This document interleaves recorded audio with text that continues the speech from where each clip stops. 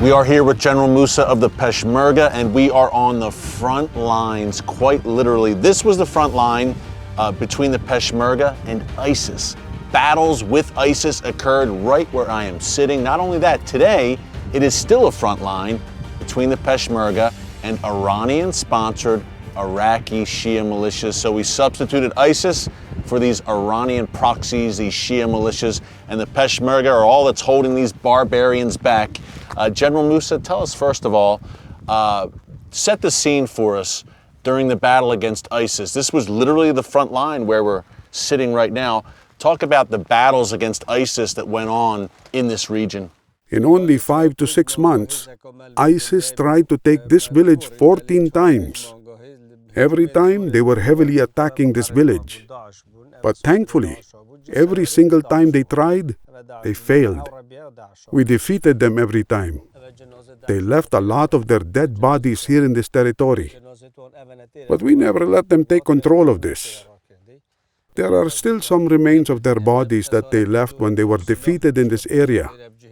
There was huge support from the coalition, providing airstrikes and covering air support for us. The Peshmerga. We were very grateful for this support. When Mosul fell, that had to be just a major shock to the entire region, General. The second largest city in Iraq at the time, 2 million people to fall to ISIS. That had to set off alarm bells, I'd imagine, in Kurdistan, since Mosul is at the doorstep. Mosul was not only a threat to the Kurdish region, but a threat to the whole world, as it was the second largest city of Iraq. And then they announced their own Islamic State in Mosul. It was announced as the capital of the Islamic State. The Caliph himself, Abu Bakr al-Baghdadi, was ruling from there. They got the weapons of the 2 entire legions of the Iraqi army, all the most developed and advanced American weapons.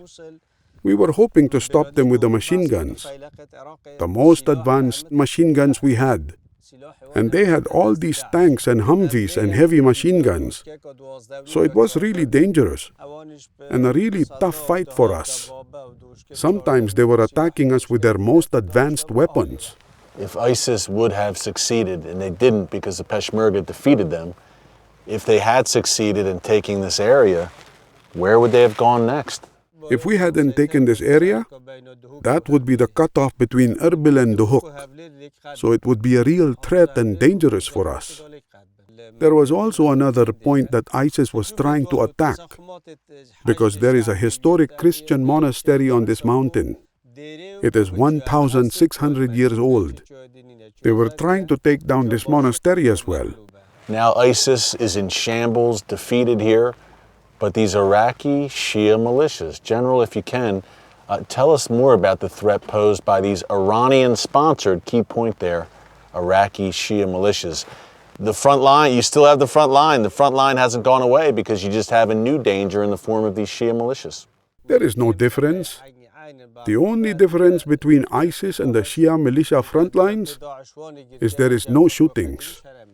Otherwise, we are holding the lines as before. They are now holding the ISIS lines. We were holding the ground until October 16, 2017. Then the Iranian-backed Shia militias attacked this area, and they came back to the same ISIS lines with the support of Iran.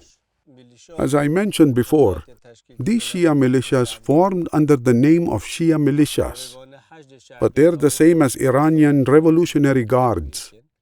And as long as there is Iranian influence in Iraq, the situation will go on.